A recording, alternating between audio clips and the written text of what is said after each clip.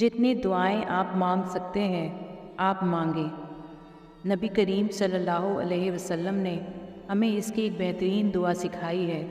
صحیح حدیث میں ہے، اس دعا کا مفہوم ہے: اے اللہ، تو معاف کرنے والا ہے اور تو معافی کو پسند کرتا ہے، تو ہمیں معاف کر دے۔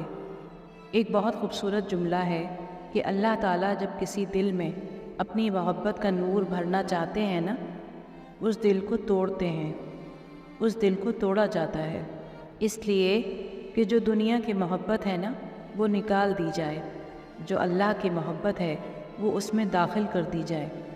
تو اگر اللہ تعالیٰ آپ کو آزما رہے ہیں، آپ پر مشکلات ہیں، پریشانیاں ہیں، آپ کسی بھی اسٹیج پر ہیں، آپ اسٹریس میں ہیں، ڈپریشن میں ہیں، کسی بھی قسم کی بے سکونی میں ہیں، تو آپ یہ بات یاد رکھیں کہ اللہ تعالیٰ کی طرف سے آپ کو ٹیسٹ کیا جا رہا ہے۔ وہ چاہتا ہے کہ وہ آپ کو خود سے قریب کر دے۔ جب اللہ تعالیٰ کسی کو ہدایت دینا چاہتے ہیں نا تو اسے چن لیتے ہیں، پھر اسے ہدایت عطا فرما دیتے ہیں۔ ہم نے کوشش یہ کرنی ہے کہ ہم زیادہ سے زیادہ دعا کریں۔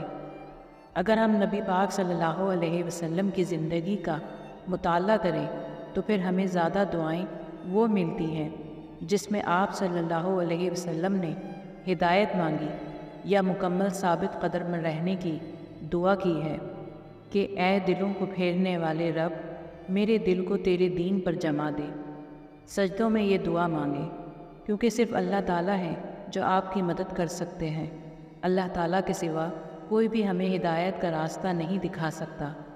تو اللہ تعالیٰ جب کسی انسان کو پسند کرتے ہیں تو اس کی پسندیدگی کا عالم یہ ہوتا ہے کہ اس شخص پر بہت زیادہ آزمائش ڈال دیتے ہیں، اتنی کہ وہ سوائے اللہ کے اور کسی کو نہیں پکارتا۔ اللہ پاک قرآن میں فرماتے ہیں: اے انسان، تجھے کس چیز نے دھوکے میں رکھا ہے؟ تیرے رب سے۔ کون سی چیز ہے جو رکاوٹ بن گئی تیرے اور تیرے رب کے درمیان؟ کیوں ہم غور و فکر نہیں کرتے؟ ہم کیوں نہیں سوچتے اس بارے میں؟ اللہ تو پھر بھی دینے والا ہے، وہ تو آپ کو پھر بھی دیے جا رہا ہے۔ یعنی وہ کبھی یہ نہیں کہتا کہ تم میری نافرمانی کر رہے ہو، میں تو سزا دوں گا۔ وہ تو پھر بھی تمہیں رزق دے رہا ہے۔ تو پھر کیوں تم اس عبادت کی طرف نہیں آتے؟ کیوں تم صرف یہ کہنے کی حد تک مسلمان ہو؟ کیوں ہم عملی طور پر مسلمان نہیں بنتے؟ اللہ کی طرف رجوع کیوں نہیں کرتے ہم لوگ کہ اللہ جسے چاہتا ہے ہدایت دیتے ہیں؟ تو پھر کیوں ہم کوشش نہیں کرتے اور کیوں اس لسٹ میں نہیں آ جاتے جو کہ اللہ کو بہت پسند ہے؟ لوگ کہتے ہیں خدا نظر نہیں آتا۔ جب معاملات انسان کے بس سے باہر ہو جائے تو بس خدا ہی تو نظر آتا ہے۔ بس ہمارے پکارنے کی دیر ہے۔ اللہ تو ہر جگہ موجود ہے، لوگوں کی شے رگ سے بھی زیادہ قریب۔